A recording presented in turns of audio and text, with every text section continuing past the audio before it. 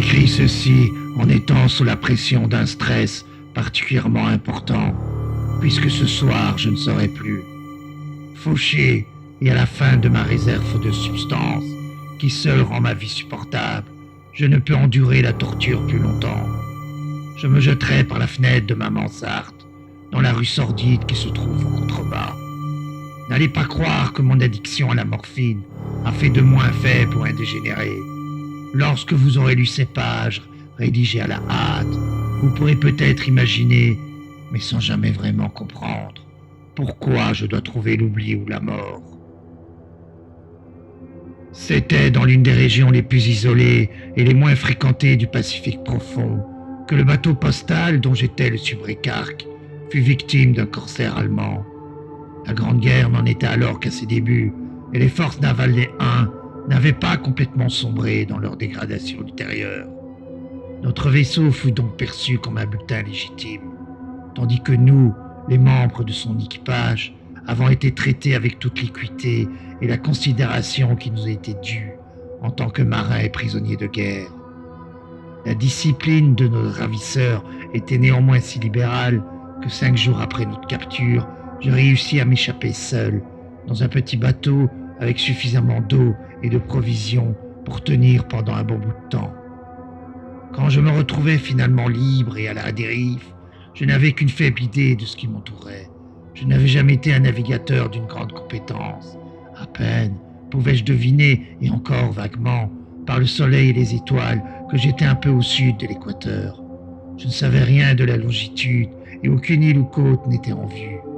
Le temps resta clément et pendant des jours innombrables, je dérivais sans but sous le soleil brûlant, attendant de croiser le navire d'un navire de passage ou d'être jeté sur les rives d'une terre habitable. Mais aucun navire ni aucune terre n'apparurent et je me mis à me désespérer dans ma solitude devant les immenses étendues de bleu ininterrompues.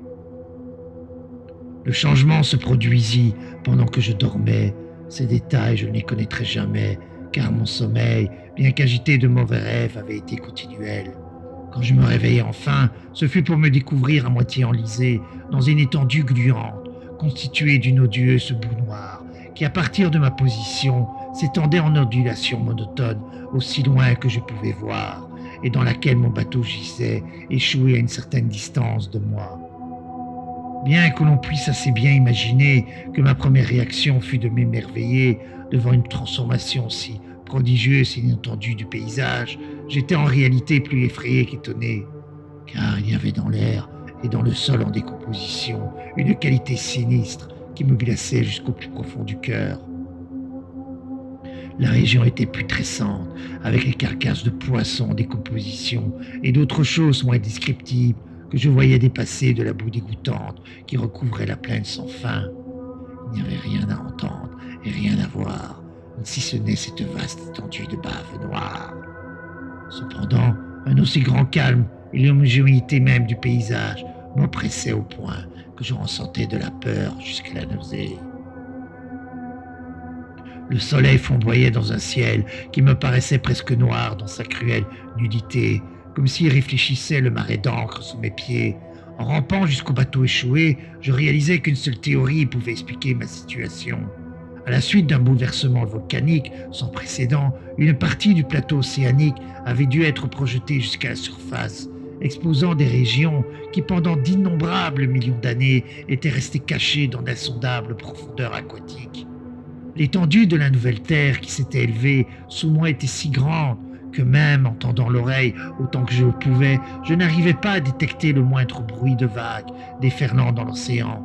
Il n'y avait pas non plus d'oiseaux de mer pour s'en prendre aux choses mortes. Pendant plusieurs heures, je restais assis à réfléchir ou à ruminer dans la barque. Cette dernière, couchée sur le flanc, m'offrait une légère ombre lorsque le soleil se déplaçait dans les cieux. À mesure que la journée avançait, le sol perdait en partie de sa viscosité et semblait susceptible de sécher suffisamment pour me permettre des déplacements rapides. Cette nuit-là, je dormis à peine et le lendemain, je me fabriquai un paquet contenant de la nourriture et de l'eau, en prévision d'un voyage par voie de terre à la recherche de la mer disparue et d'un éventuel sauvetage. Le 3e matin, Je trouvais le sol suffisamment sec pour marcher facilement. L'odeur du poisson était infernale, mais j'étais trop préoccupé par des choses plus importantes pour m'inquiéter d'un aussi léger problème, et je partis hardiment vers une destination inconnue. Toute la journée, j'allais de l'avant, constamment vers l'ouest, guidé par un lointain monticule qui s'élevait plus haut que tous les autres dans le désert vallonné. Cette nuit-là, je campais, et le lendemain, je continuais à me diriger vers le monticule, bien que cet objet apparaissait à peine plus proche que lorsque je l'avais aperçu pour la première fois. Le quatrième soir, j'atteignis la base du monticule. Trop fatigué pour commencer l'ascension, je dormis à l'ombre de la colline. Je ne sais pas pourquoi, mes rêves furent si sauvages cette nuit-là. Je me réveillais trempé d'une transpiration froide, déterminé à ne pas dormir plus longtemps.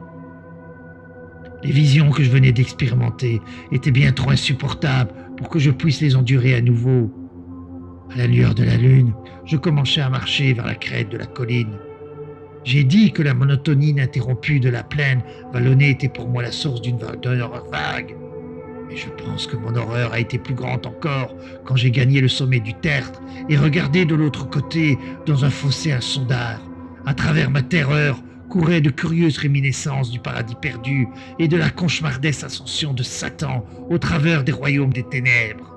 Poussé par une impulsion que je n'arrive définitivement pas à analyser, je dévalais avec difficulté les rochers et arrivai enfin à la pente plus douce qui se trouvait en dessous, gardant toujours mon regard fixé sur les profondeurs stygiennes où aucune lumière n'avait encore pénétré.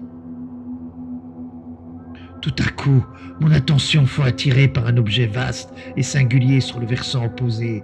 Il s'élevait verticalement à une centaine de mètres devant moi. L'objet brillait d'une lumière blanchâtre, dans les rayons dont la lune ascendante venait tout juste de me gratifier. Cette chose n'était qu'un vulgaire et gigantesque morceau de pierre, me suis-je dit sur le moment pour me rassurer. Mais j'étais pourtant instinctivement conscient que son contour et sa position n'étaient pas tout à fait l'œuvre de la nature. Je me rendais parfaitement compte, sans la moindre doute possible, que cet objet étrange était un monolithe volontairement taillé, dont la masse imposante laissait entendre qu'il avait été façonné et peut-être même adoré par des créatures vivantes et pensantes. La lune, maintenant près de son zénith, brillait étrangement et vivement au-delà des falaises imposantes qui entouraient le gouffre et révélaient le fait qu'un plan d'eau très étendu coulait au fond, disparaissait à perte de vue dans les deux sens et venait presque lécher mes pieds alors que je me tenais sur la pente. De l'autre côté de l'abîme, les vaguelettes bagnaient la base du monolithe cyclopéen, sur la surface duquel je pouvais maintenant identifier des formes mélangées d'inscriptions et de sculptures grossières.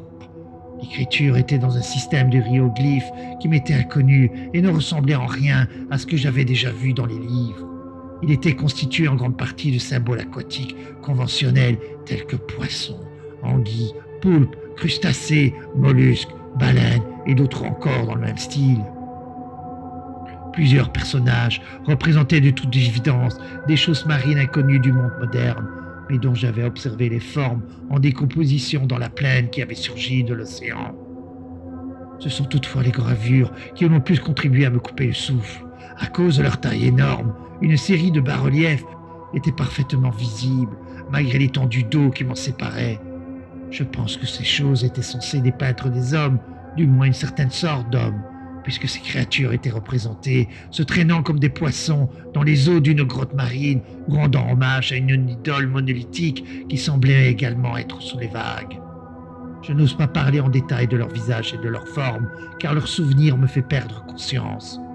Grotesques au-delà de l'imagination d'un pot ou d'un bulvaire, ils avaient une silhouette extrêmement maigre, mais humaine, malgré des mains et des pieds palmés, des lèvres choquantes et larges, des yeux vitreux et bombés, ainsi que d'autres caractéristiques moins agréables à rappeler.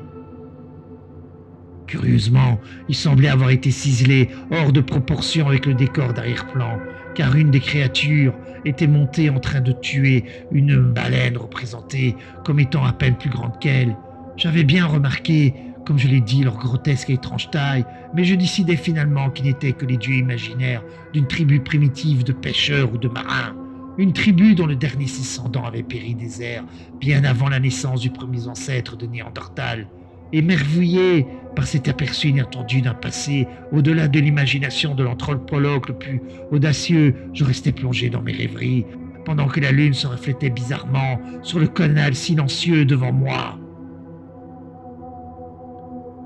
C'est alors que soudainement je l'ai vue, avec seulement un léger bouillonnement pour marquer le moment où elle avait atteint la surface. La chose glissa au-dessus des eaux sombres, juste sous mes yeux, énorme, ressemblant à Polyphène et répugnant.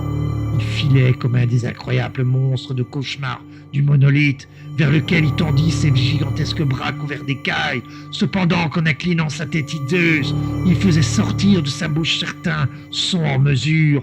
Je pense que c'est à ce moment que je suis devenu fou, de mon ascension effrénée de la pente, puis de la falaise, et de mon voyage délirant.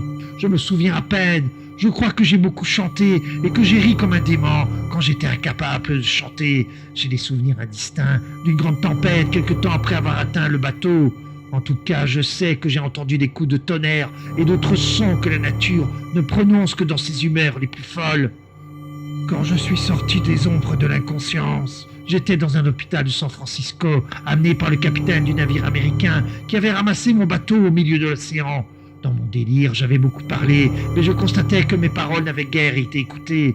Mes sauveteurs ne savaient rien d'un quelconque soulèvement terrestre dans le Pacifique. Aussi n'ai-je pas jugé nécessaire d'insister sur une chose que je savais impossible à croire.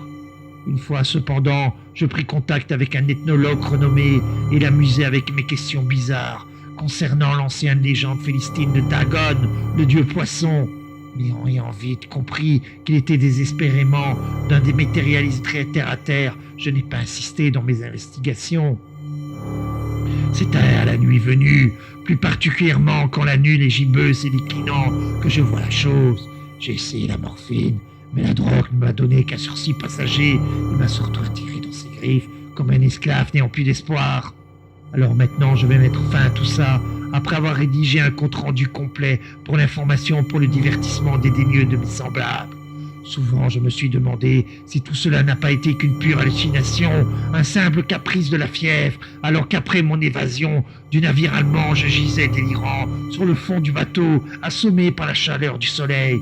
C'est la question que je me pose, mais je n'ai pour toute réponse que l'horrible précision de mes visions. Je ne peux plus penser aux profondeurs de la mer sans frémir devant les choses sans nom qui doivent, en cet instant même, ramper, se débattre sur son lit gluant, adorant leur ancienne idole de PR et gravant des images à leur propre ressemblance abjecte sur des obélisques sous-marins en granit imbibé d'eau. Je rêve d'un jour où ils pourraient s'élever au-dessus des vagues pour soumettre et écraser dans leurs ailes puantes les restes d'une humanité chétive, épuisée par la guerre, d'un jour où la terre sombrera et où les obscurs fonds marins monteront au milieu d'un pandémonium universel. La fin est proche. J'entends un bruit à la porte, comme quelque immense corps glissant, pesant lourdement contre elle. Il me trouvera pas. Mon Dieu, cette main, la fenêtre, la fenêtre!